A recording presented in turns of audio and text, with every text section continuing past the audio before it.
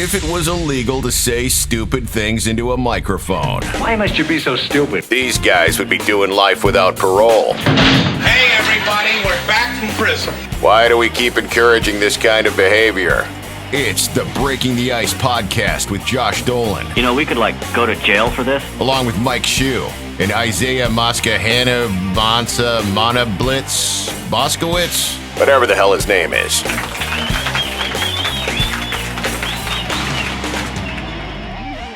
Yeah, Okay. it'd be good if we can get Perfect. up there on the weekend Yep. because people are doing stuff. Yep, perfect. And, let's talk about, this is Memorial Day weekend. So, what about going to the beach? What about getting a hotel or an Airbnb?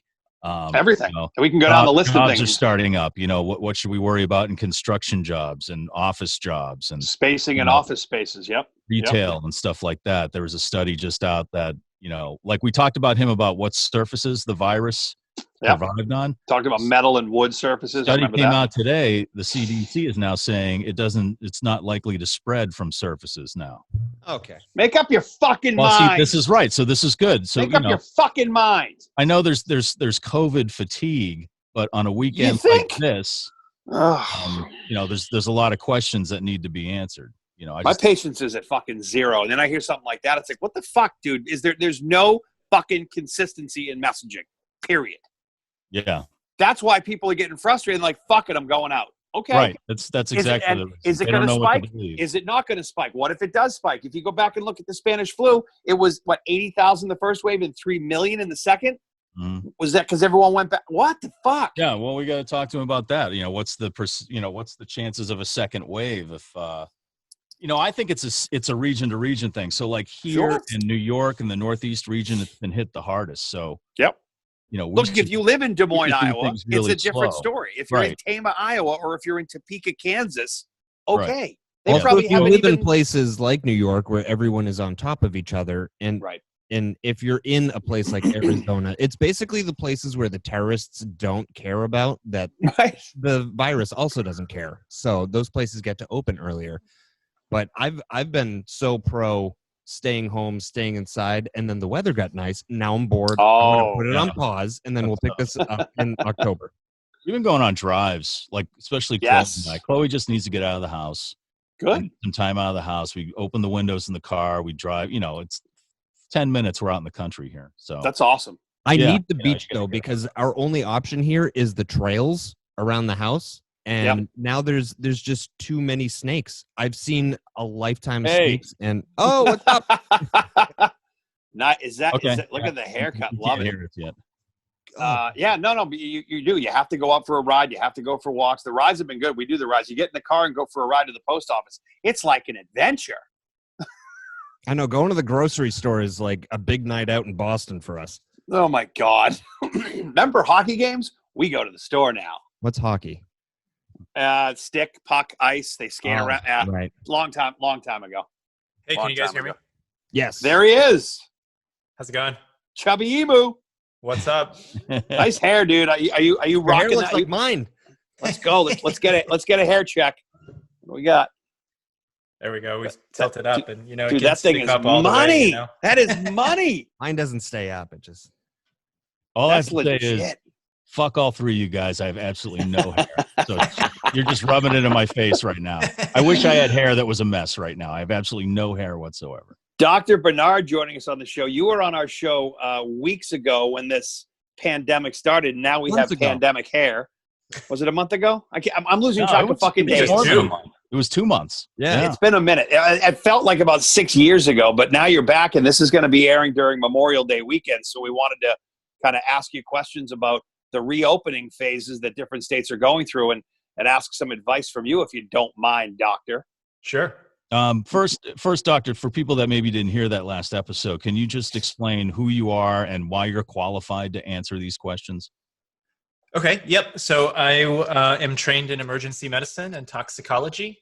And so right now, most of my work is in cancer research. And so I'm in the healthcare space, and I'm also in the research space. So there's a lot of different things that are ongoing with infectious disease that actually kind of have parallels with cancer research. So it's kind of an interesting space and a really interesting time right now too, with everything that's going on. Well, you must. I imagine you're really busy. Just judging from your hair, it looks like you've been thrown. Looks like you've been thrown off a truck and then dragged for a while into your job and then beaten up severely. Yeah. No haircuts allowed. Apparently, you are living Right. proof. No haircuts allowed during the pandemic. I've also lost like 15 pounds since the last time I was on too. Wow, Just fuck because, you! I've gained 15 pounds. Damn it! Yeah, really, everybody else is gaining because they're staying in and baking bread and stuff And like that. pounding all. I'm drinking all the Sam Adams beer, all of it. Yeah, my Oh, liver there you go. hurts.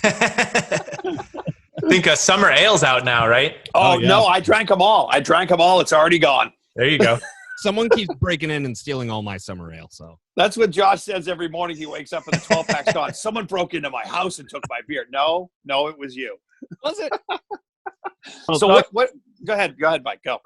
Since we last talked to you, so very much has changed, and we talked yeah. to you that first time because we wanted to get some straight answers from somebody who was, a doctor in the medical field and had some knowledge. And now so many things have changed, and we are experiencing what many are calling the reopening of the country, the restarting of the economy.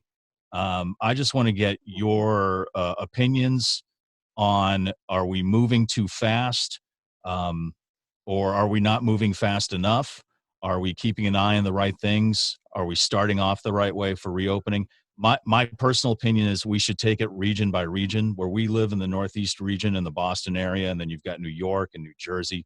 Those are the areas that have had the most cases. And I think we should take it slower than the rest of the country, as opposed to, and Isaiah was mentioning earlier, places like Topeka, Kansas, or rural areas, smaller cities. They should probably be opening up a little more aggressively, in my opinion. What do you think about that?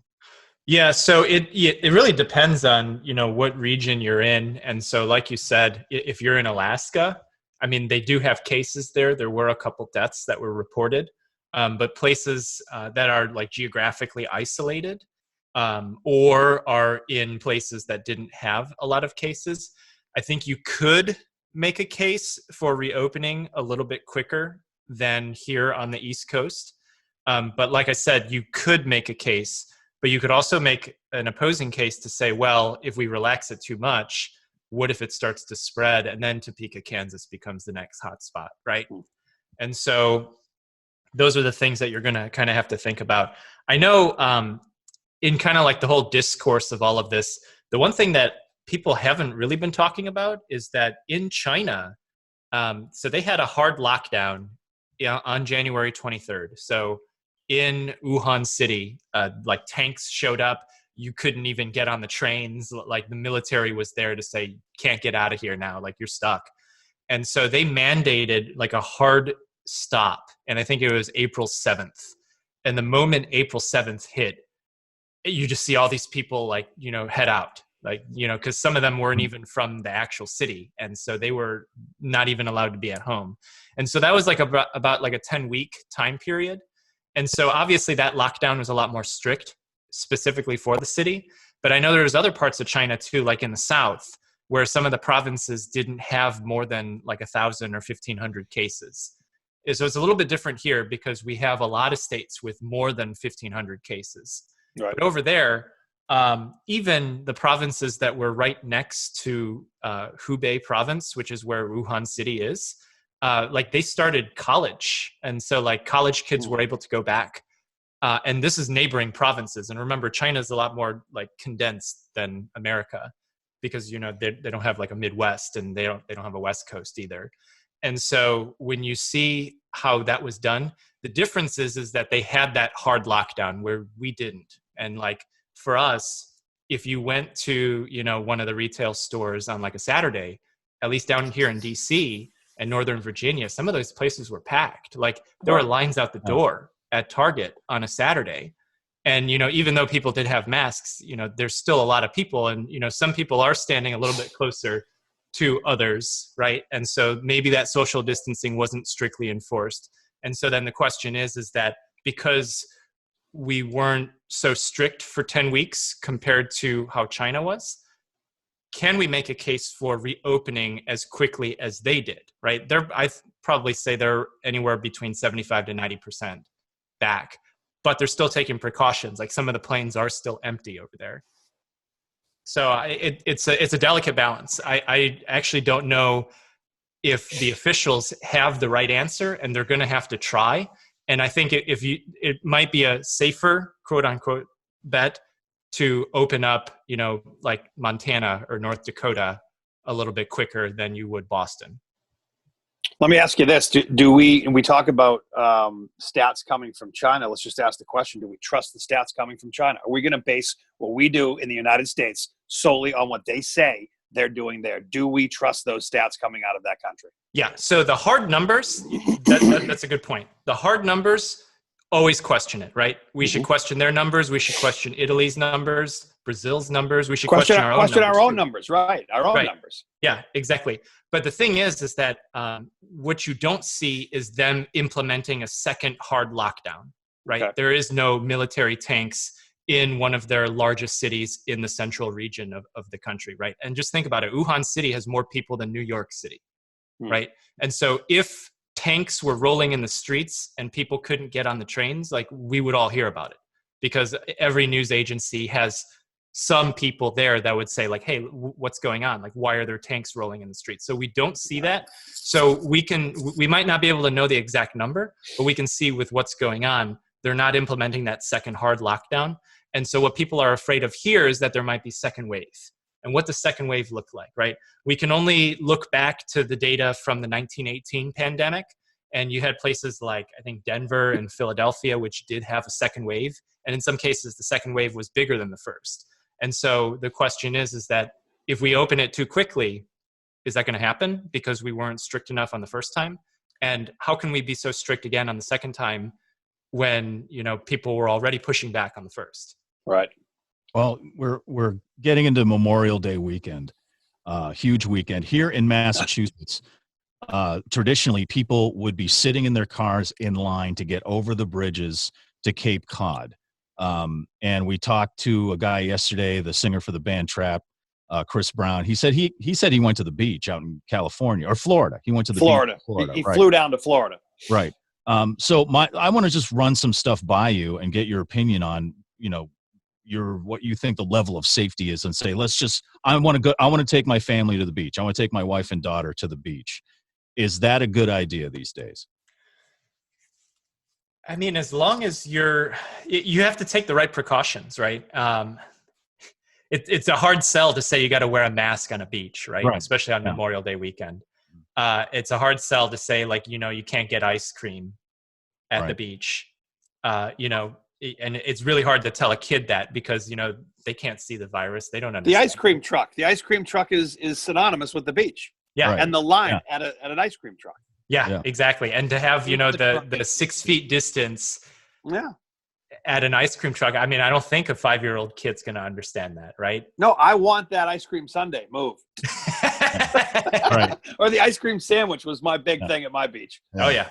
And I'm not standing 6 feet back from my friend Johnny when I'm 10. It's just not, so do you tell people not to go? See, that's a hard recommendation, right? It's like, would I personally go? Like, yes. Would I take my family there? It's a good question. I don't know. I'd have to see if they want to go first. I guess it would be dependent on how many people were there. I mean, if it was super crowded, I would just say no. Not go. How much? I would avoid Hampton for sure. Hampton Beach is going to be Hampton Beach in New Hampshire, Doctor, is going to be a total shit show this weekend. Yeah, it's got a boardwalk type. Well, I'd say avoid that beach anyway, but right. Yeah. But this is a weekend where everybody's got that. We've been cooped up. So, but where does the mind go from the science, what you're telling me, and screw it, I'm going, because the science is what I just listen to science. And if you're telling me that I shouldn't be going to a super crowded place just yet, okay. I'm not telling the world that you're telling me what to do, because I know what I can control. You control, your family controls. You're going to see stories after this weekend of absolute shit shows everywhere. Where people are just like, screw it, I'm going out, fuck it. And something bad's going to happen. I think it's going to spread more. Yeah, I mean, there's a good chance it's going to. So the reason that we've been shut in for so long is because they looked at like the maximum time for when someone could get infected. So like when somebody could have gotten the virus to when they actually got sick. Right. So it looked like it had a maximum of 25 days.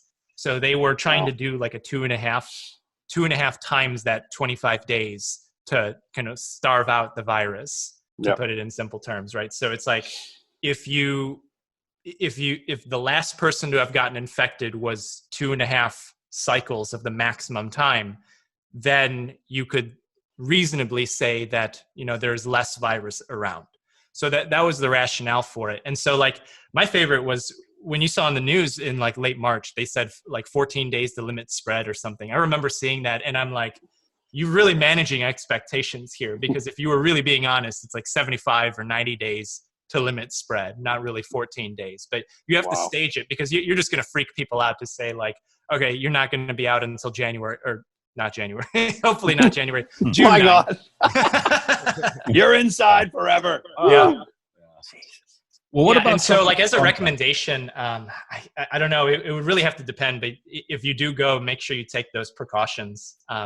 Like I'm not going to tell somebody to exactly what to do, but it's like, if I were to recommend something, if you do go, I just, make sure that, because we have a rooftop over here, and, they've had to call the police because people were, sitting really close with each other. There's been people out having picnics in parks around here. And so like you'll see cops come up and like break it up. And it's really unfortunate to see, because it's like it's 85 degrees outside, and people have their animals. They're just trying to enjoy outside while they can, and then you just see these cops come in and break it up. And it's like, well, there's a reason for it. That the cops aren't just going to cause the problem for no reason in a normal time. Right. So yeah, it's tough. So the same precautions take place as from before they declared pandemic. Distance. Wash your hands, the masks in public. I mean, that one's up to you. It's up to if there's a mandate. So I don't know if in Massachusetts there is one. There is actually. The governor has, I guess he said, if you're going to go outside, you have to wear a mask. I don't know how much they're enforcing that. I think if you can't keep the 6 foot distance, I think is what for that particular thing though, there's a lot of people arguing you're not going to make me wear a mask and it's not going to help you. But just clarify, because I hear people say it all the time. You're still going to get it. You're not protecting yourself. You're wearing that mask to protect other people. That's my understanding. Like, I don't know if I've got it or not. So if I go out and I'm talking or I cough, because I have allergies, which every time I sneeze something, I'm like, oh my God, I got it. But like, I'm dying. But I'm wearing that mask so I don't spread whatever I have around. That's the main reason, right? Yeah. I mean, so it was actually kind of a hard balance, especially if you look at how they were speaking back in March. They were saying, oh, well, the mask isn't going to do anything, and it'll spread fear or whatever. And then you have some of these reports from some of my colleagues that were saying that, like, if you wear a mask outside of the ward in the hospital, that the administration was going to hit you for it. And like, I know that happened like in Chicago, and it happened in New York. And so like, the press was trying to come in, but, hospital being corporate, they have their communications policies and all of that. So that it's interesting, because like they did deliberately say, mask is not needed. And then now mask is needed. And it's like, if you just think from just like a very like, I guess, separated perspective, you're covering your face and there's an airborne virus. Technically that covering should help, maybe not 100%, but help mitigate some things, both from you and from outside, because it protects both ways, right? It protects coming in and then also going out. Right. And so there is some science behind it. And so, it's the question of how do you want people to behave? And so when they have people do it as a mandate that you have to wear the mask, it depends. Like if there's people that want to resist, that's really up to them on how they want to enforce it. I personally do wear a mask when it's like when I go into a store. If I'm outside, and if it's not mandated, if I'm outside and there's nobody around me and I can't even visibly see anybody, then I don't have one on. And so that's just my own personal guideline. But if there are people around, Like I wouldn't go to a picnic in a park, without a mask. I also, when does that indecisiveness change? Because that's the problem I'm feeling. Mike was just talking about a story before we even started this, that the CDC is now saying that this thing doesn't stick to surfaces. When we talked months ago, I thought it was sticking to surfaces. Okay, do I go outside with a mask? At what point can we just make up our minds and say, you don't need a mask? This thing's contained. Are we waiting for a vaccine or a cure? There is no cure for cancer. There is no cure for AIDS. We figured it out at some point. I can't go outside and have a picnic. When can I get there? Not me personally, but like that's what's pissing people off, I would imagine, and making them say, you know what, I'm just going to go for it. Because it's interesting actually. So I'm wondering why, like I can say Virginia had a hard end date. They said June 9th. And they said that back in March. And I remember I was like, June, wow. And then like there was some people trying to like pull politics out of it because it was like the day after, like I think the Republican primary or something. Shocking, there's politics involved. Yeah, right.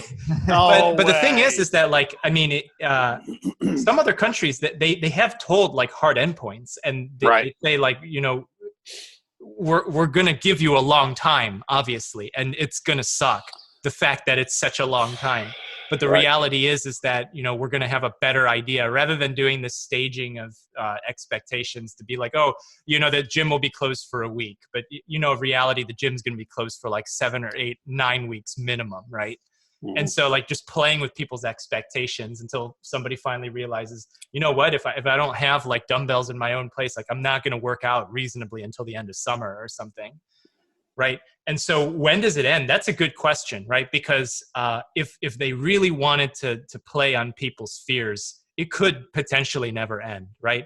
And you saw that, I think it was on Twitter a couple of days ago. It said like health experts warn that there is no end to coronavirus. And it's like, well, no, at some point, like there's going to be an end because something's going to change in that virus naturally, and that was the same thing that happened with how it changed to become so effective, right? Right. And so eventually, once that changes, then all bets are off. The thing's different. We have a completely different virus on our hands. It could 1, not do anything at all, or 2, become even worse.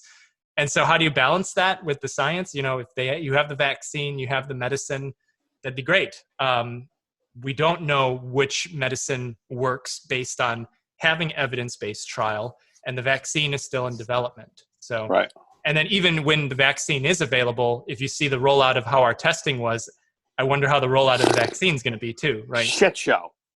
Well, there's Moderna in Cambridge here in Massachusetts. They said they had positive research on this, whatever they were working on, this vaccine they were working on, developing antibodies to the COVID-19 virus. But that's it. And that's all the information they gave out. They didn't give out any other information. And they said this was just phase 1 of their research. So say that's true. And it's positive. But how long will it actually take? I'm thinking like a year or 2, because they have to go through trials and tests, to make sure that the people who it's being administered to, their heads don't explode or they don't develop some kind of blood disease or something like that. So what's the reality like in the expectation of a vaccine? Say Moderna has something, how long until they can administer it to the public? Yeah, under like normal times, the vaccine would take a while to get through. And so that's just because there isn't just like the science behind it. There's also like regulatory filings. There's also different phases of research. And, you have different, when you go from one phase to another and you advance from one to another, there's a lot of paperwork that has to go through it, that has to go with the regulatory bodies. And so can we bypass the paperwork? Can we just cut the shit with the paperwork? I mean, really? Paperwork? I mean, get an app for that. Some of it is for good reason. Some of it. I'm sure. Some others is designed to be like, oh, you didn't check that box. You got to wait another 6 months. Oh, my God. Right. But if some administrative moron doesn't check a box and we have to stay inside till January, myself personal, postal. I'm going to go postal. Can you tell I'm irritated? There was a post on Twitter. There was one of my colleagues. He's a medical oncologist, and he ordered a test It was just for a scan of something called a gastrinoma. And so that's a stomach cancer that releases a hormone called gastrin. Okay. And so he put it in, and the insurance company rejected, and they're like, "Oh, we need it for a tumor." And he said, "But gastrinoma is a tumor." And they say, "No, you need the right tumor specifically." And oh my God, I need the right cancer now? yeah. I can't have this cancer. Right. What's the right cancer? I have fucking cancer. Can I have a cure? Yeah. Oh my God. They just wanted to scan too, it's like just shine like a machine at it. I just need to catch a shadow from an image. Like, do you feel like, I mean, you're a doctor. Do you feel like everything's just so painfully unorganized? Yeah, I mean, there's a lot of bureaucracy. And so like in academic medicine, there was so much bureaucracy. And so like when I made a transition over to corporate setting, I thought that all of it would be gone, but obviously there's a corporate bureaucry that you put the word corporate in there and you thought it would be gone. Right. It's synonymous. Corporate equals bullshit. Well, they move a little bit faster than academia, but there is still a lot of it goes from a snail to a turtle, is what you're saying. There you go. Yeah. Nice analogy. Yeah. Into everything, and I know we don't talk politics very much on this podcast, except for when we have Chris from Trapped on. Then we're all politics. That usually gets political, and not to get political now, but are you more likely to get the virus if you're a Republican, a Democrat, or a moderate? That's a good question. I don't think the doctor has a comment. I just want to know which way to go in the voting booth. Right. He wants to change his ballot to the other one that won't get the coronavirus. Yeah. I mean, the problem with stuff like this is it does not discriminate. That's the problem. And people make it so political or personal, or you're taking my freedom away. It's like, this is why we're having you on the show. You're a doctor. You study this shit. You know this shit. That's your field. I don't really know what our field is except yapping. But like, if you don't follow the science of this, it's going to just keep getting worse, right? Yep. Yeah. And so back to the point of the vaccine. I remember, I think it was either last week or the week before, Trump had said that he was going to try to get it out by like the end of this year. Yep. And so if he can do that, that would be great. And that would just mean eliminating the bureaucracy and let the companies like Moderna or whoever else is developing a vaccine to do their thing. And so the question is the reason that we have that paperwork is to make sure that they're not cutting corners, that they're not faking their data, which has happened. And so when people fake their data, you might be giving these people a vaccine and then they go out thinking that they're okay, but in reality they're not. Then you have outbreak number 2, right? Jesus, and so that's why there is some of the process. Now, there are some unnecessary parts of the process too, but overall, there does still have to be a little bit of a check on there to make sure, if not a lot of check. The degree of how much they check is really dependent on how much the leadership wants to do.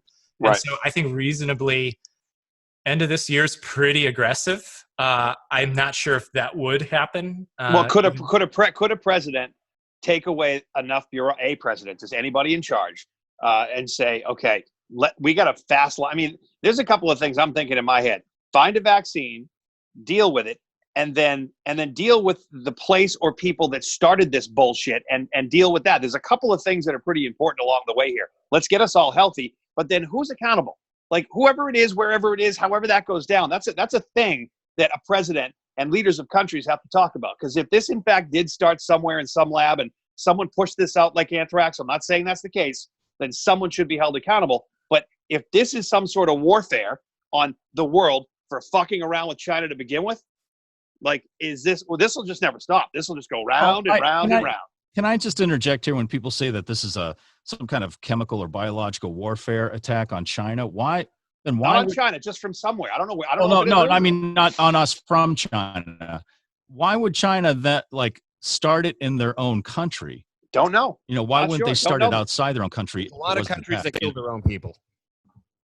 I don't know these things. That's what's getting frustrating. I don't know how that country operates. I barely know how this country operates. And do I trust this country? Do I trust that country? I just don't know. I'm not sure. I just know that when we get people healthy, once everybody's healthy and there's a vaccine, then what? Does anybody bother to look and say, did this just come out of nowhere, or was this fabricated? What do you think, Doctor?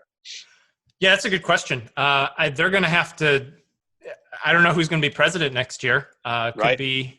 Could be one of a couple people, right? Right. Down to two. Yeah, we're going to have to see how they want to deal with it. I mean, right now the focus should be on getting people healthy. Yes, and 100%. Getting any doubt out of anyone's mind to say, like, you're going to get sick again, right? We need to get that out of people's mind. Amen. And so, just the thing is, like when people brought up, like, even back in like February when they were bringing up, it's kind of like the flu. It's just the flu, right? Just the flu was a little bit not honest. Flu-like symptoms is what happens when somebody gets sick. And like when people bring up like, oh, well, so many people die from smoking and we don't do anything about it. And it's like, well, this is something new. This is adding on top of all of that stuff. This isn't the same as that stuff. Like, well, this is 100,000 people in 3 months. So people that say that's just ignorant. This is 100,000 people in 3 months. Right. And we know what smoking does to you over years and years and years of research. Because it's been around and it's been studied. Cool. Yeah. Yeah. Right. It used to make cool. Right. The Marlboro man was you should smoke. Believe me, I crave one every day. God. Now, Mike, you quit. When did you quit smoking, Mike? I quit smoking 15 years ago. Yeah, congrats, buddy. Nice. Well, Congrats. I'll tell you, it was like the 20th try, and I still crave one at least once a day. But these days, those cravings are very, very high. And it's not because I try to stay busy and stuff, but it's just there's a little more stress. And sometimes there were a couple times where I walked into the 7-Eleven down the street and I ended up just getting like a water or something. I'm just like, fuck it. Okay, I'm not going to do this tonight. Plus, when I was smoking, cigarettes were like, they were like $2.25 a pack or something like that. Oh my God. Ridiculous, And no, actually that was like $5 a pack. I think what I smoked with Marlboro. I was going to say, you're not 70. I know, Marlboro Reds. And then, and now they're like $11 or something. So I can't afford that. That money's going elsewhere. Dude, I've never smoked, and I crave one. Like when I'm watching Hollywood on Netflix, I'll tell you, movie. I'm like, the stress. Yeah. But see, that's the thing. We know all about smoking. This virus it changes every day, as evidenced by this story from the CDC this morning. That now they're discovering surfaces, aren't likely to help the spread of this virus. So there's different information coming out every single day. So now it's not on metal surfaces. Well, no, it could be, but it's not. They're saying that it's not likely to spread from surfaces. Can a report come out? Can a report come out that stops with the could, maybe, say yes or no? Jesus Christ. Yeah, some definitive facts. Yeah. Well, it might. We kind of, sort of. I don't fucking know. Like, cut it out. Those kinds of reports I'd take with a grain of salt, because it's like it could and How about it couldn't 2 be. grains of salt? There you go. It could be and it couldn't be, and like so even back in March when we talked about it, on the show too, we had no idea. I mean, it's like the question is that how much of the virus did they get to do the experiments? How did they do the experiments? What were the conditions of the environment when they were doing the, I mean, we're never going to know. It's like how you see the flip-flop on like how chocolate and coffee can, protect you from Parkinson's one day, and then it causes like some other disease. And is then milk good for us? Milk? Yeah, right. That's true. That's very true, doctor. It was like butter is good for you. Butter is bad. And then like recently butter, you got to go back to butter, and you don't want to eat margarine because it's going to destroy your intestines or something. Eggs, right. Yeah. And so with like nutrition too, stuff, like they always come out with something new. And so like actually in academia, like that's like a legitimate problem, because it's like people are trying to get publications out and like you like jack up their numbers of like how many publications they had. And then so that way that when they submit for more research funding that they can get more. It really depends on what that person's motives are. And so like you'll see that, we don't honestly, we don't really know the reality 100%. Some experiments might say one thing, some might say another. You could probably recreate the experiment under the same conditions and get similar results. But if you do something completely different with the same thing, you might get a different result too. So you just hit on something that I think sums up everything. What's that person's motivation? Right. That is literally the dead ass center of all of this, because what is a political motivation for a president or a congressman or woman? What is the motivation for a doctor? What is the motive? I mean, it's all like there's so many layers of bullshit, bureaucracy as you called it, that like, okay, eggs are good for me one day, bad for me the next day. All I know is I eat eggs and I shit like a wild animal, so I'm not having eggs. But nobody right? says anything about soda because Coke has like a hold on the sugar industry, and it's like sugar is like one of the worst things. And what the doctor just said, that person's motivation, and that person could be a CEO, a president, a lobbyist. How are we really supposed to? And I don't go down that rabbit hole of like everyone's lying to me. I know what I control. I know what my wife controls and our family. That's it. But really, is any of this information 100% true or false? Do we really know? Because who's it coming from?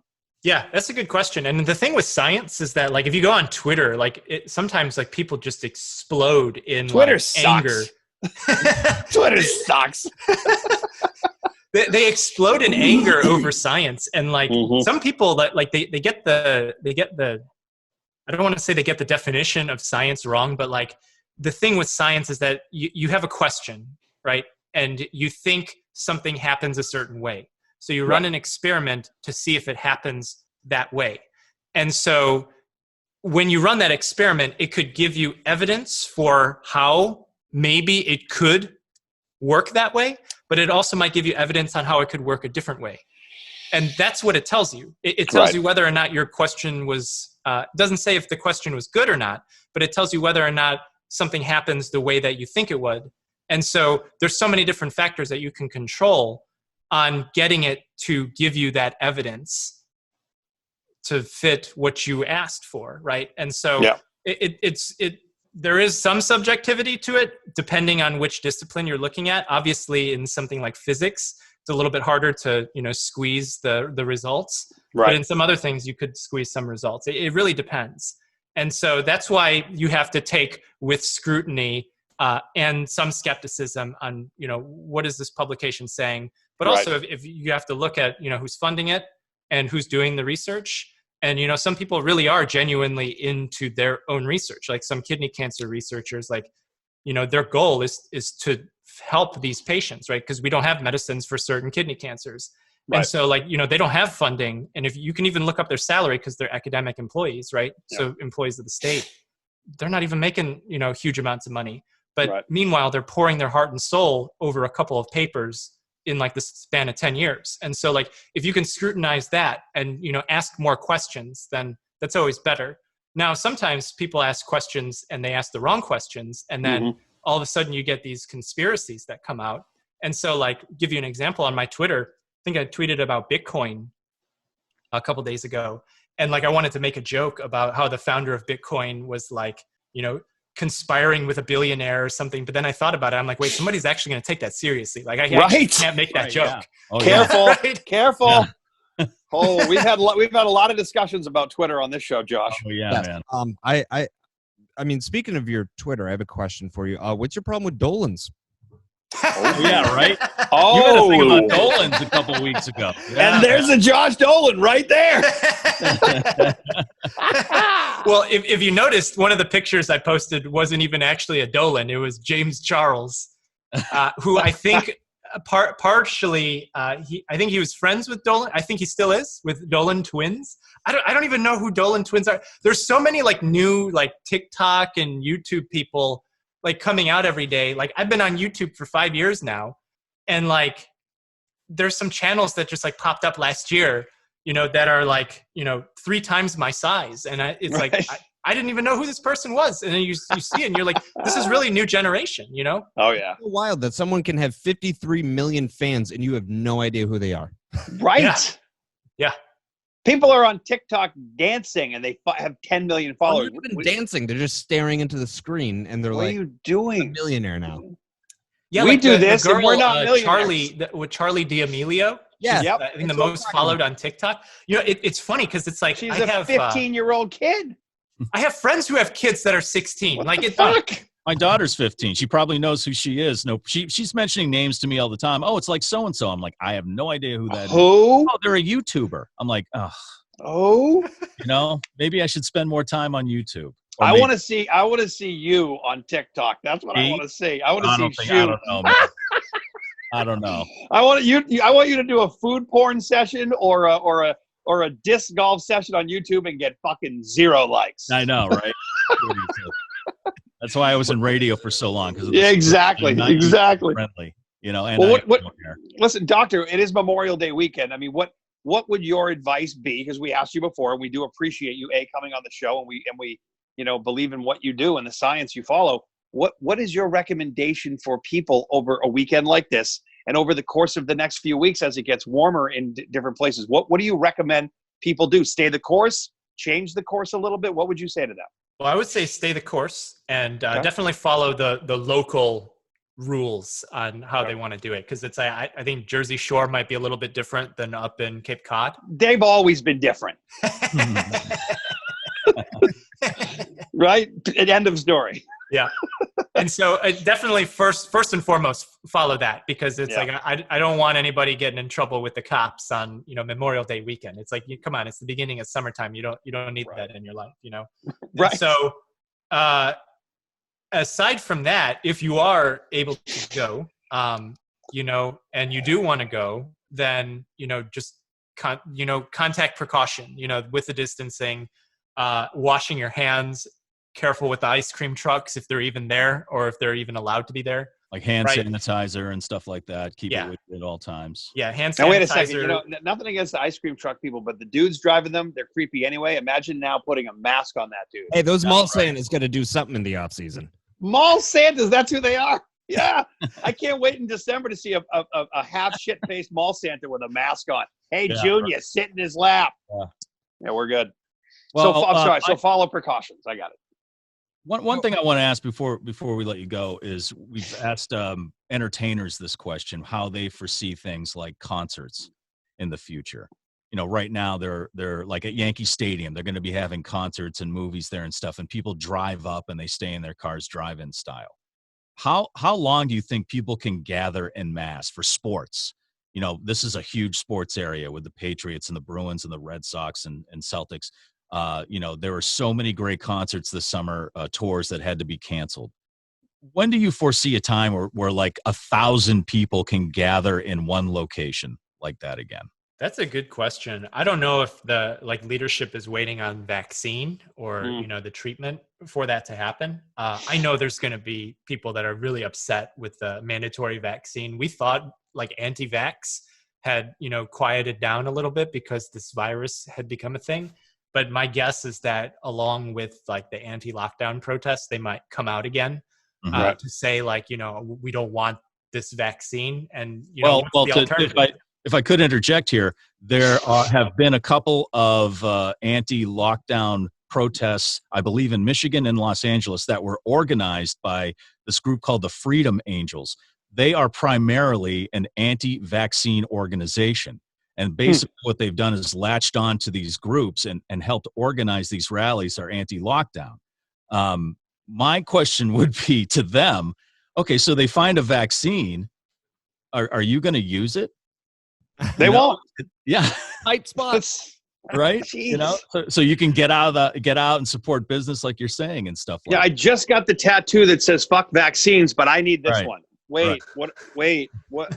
Yeah, but I'm sorry to interrupt, Doctor. I just thought that was interesting. But you're saying that we're not going to have any kind of mass gathering like we had before this sporting event or concert or county fair or anything like that until there's a vaccine.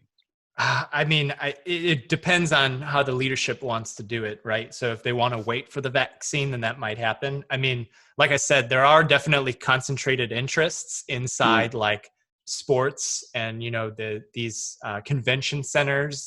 They have to have some kind of lobbying group, right? And so there's obviously a concentrated effort to be like, hey, we do need to open some stuff back up, right? And the question is that how do you do a baseball game if you can only do one person every 3 seats or something, right? And even then that still might not be good enough as a precaution if you really want to go extreme about it. So it's it kind of depends on the leadership and how they want to see it. Right. And it depends on where you are. If you're going to, I think Kansas City is a little bit more open than St. Louis right now, depending on which side of the city you're on. So I don't know if you wanted to go to, Kansas City ball game. Can you? Do they have a different perspective? Right. Well, I got to tell you this. Line? I got to tell you this. The Tampa Bay Rays have been dealing with one person in every 6 seats for their entire existence. So, I mean, they seem to be doing. I guess they could open up. Let's follow the lead of the Tampa Bay Rays. Right. Sure. Tampa Bay, City of Champions, right? Yeah. That's. When sports do come back, do you think like this will be a sporting thing? Oh yeah, all the teams. It might be. That's a good thing. I see. The thing is, like, what is it? They're talking about like economy, and like economy might come back in like 23 or 24. And so, sorry, I have a thing ringing. Hello, Dr. Bernard. Can I help you? Hello, Chubby Emu. Can I put you on hold? Hi, it's your barber. Yeah, exactly. Right. Getting ready to cut my hair. Yeah, we saw you on that podcast. You better still be coming tomorrow. Yeah. So the thing is, like, I don't know. The craziest thing is that, like, we're all going to remember like where we were in March of 2020, right? Because this is kind of like a big event. It literally changed everyone's life and everyone's way of life. And so, like, what are the stories that are going to be coming out from now that people in like 5 years are going to talk about? Like, and, just to imagine that, like, we're here and this, whatever they're going to talk about is happening right now. Like, it's going to be good stories. They're going to be twisted stories, right? Yep. And then there's also just going to be just a whole bunch of different things. And then there's going to be a generation of kids who were born after March 2020 who don't remember a thing, right? Right. And so this is all normal. When it comes to like the sports, there is like an interest in getting people back because it's like a lot of money involved. Yeah. Lots of money, and just people in general. I mean, they want fun again. They don't want stuck in home. They don't want We're a social species. Exactly, right? And so the question is like how can we balance it? And I don't want to say like it's up to the leadership, but it is, because they're the ones who can let us do whatever. And some people might say, well, then we have to protest and fight for it. I mean, you can. I see how it turns out. I don't know. Like, I'm not going to stop people. Let's start by getting haircuts. Can we do that? Can I get a haircut? Yeah, you guys need haircuts right away. You just need a little Beck action, Mike. I know. I just gotta just shave it down. That's all. Let's just our phase one here on Breaking the Ice. Haircuts. Right. Also, except you, Dr. Bernard, you could just join a Cure tribute band right now. I think you just let that thing go. Yeah, let it go, man. Yeah.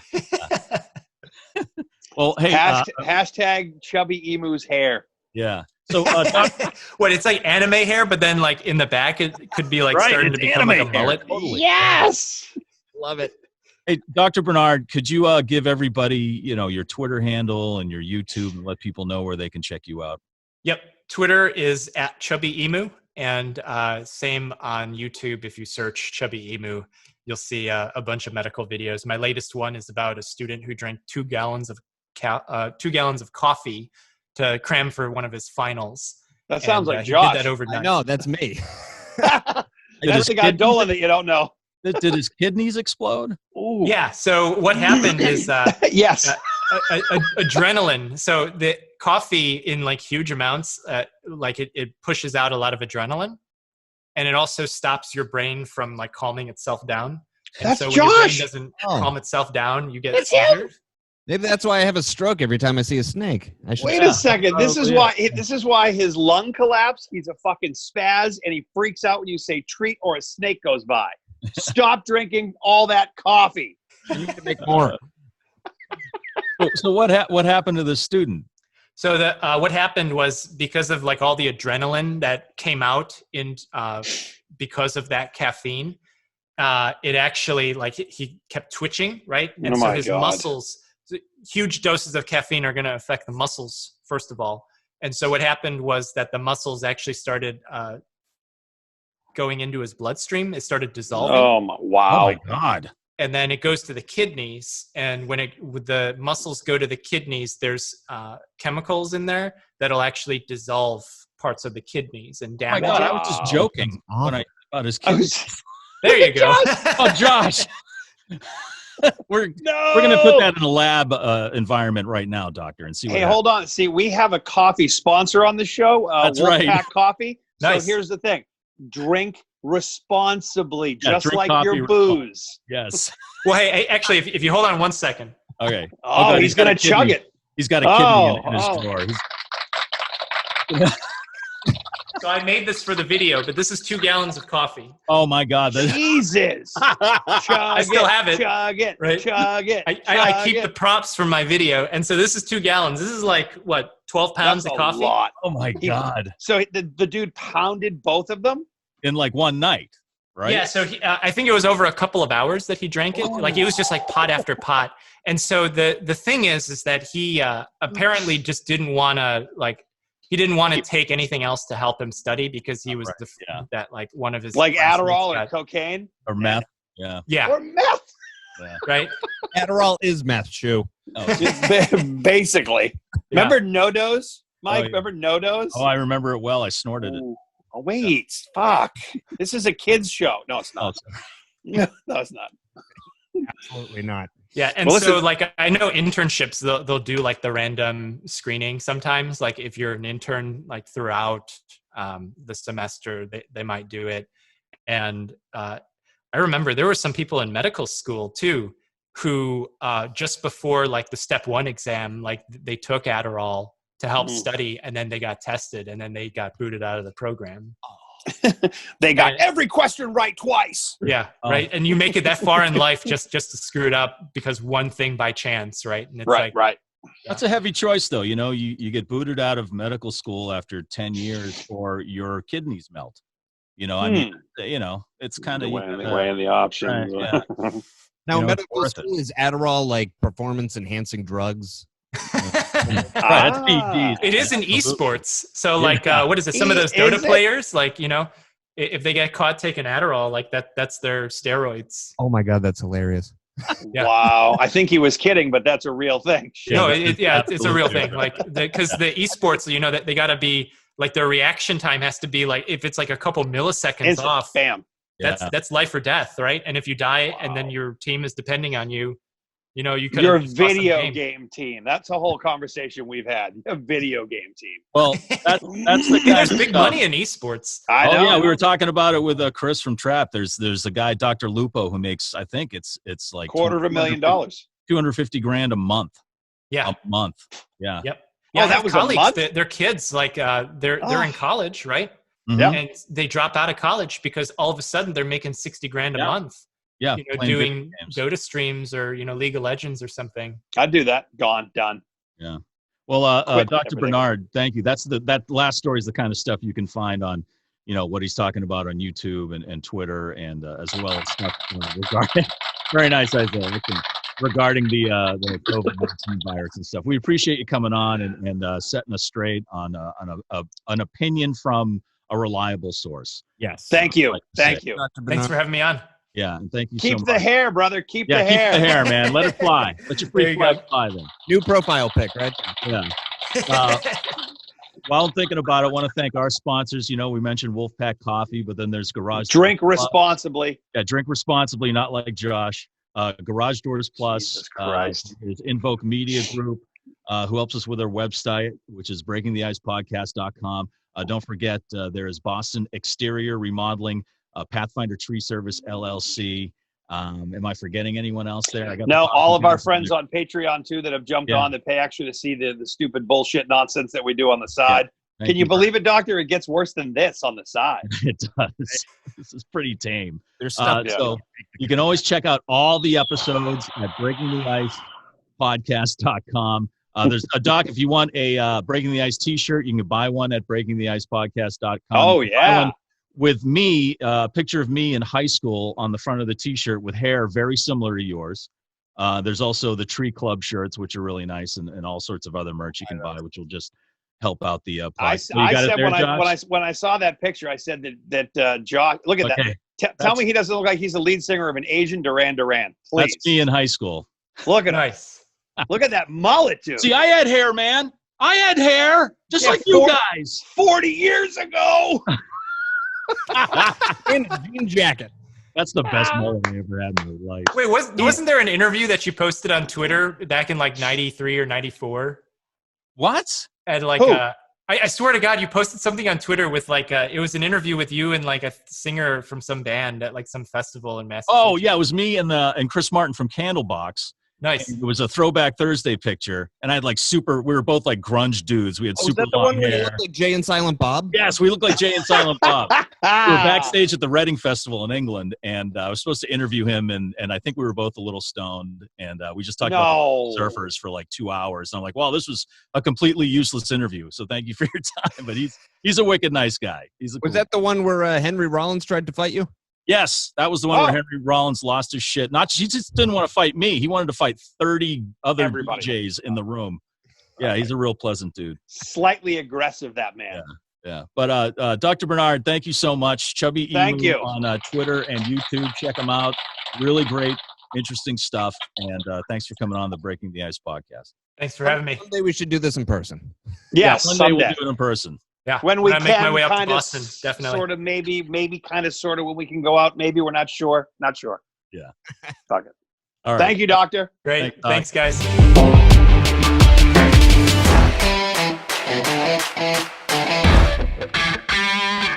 Ever mention shaved pussies and sponsors in the same sentence, I will start putting out small dick pics in your photos. Bye.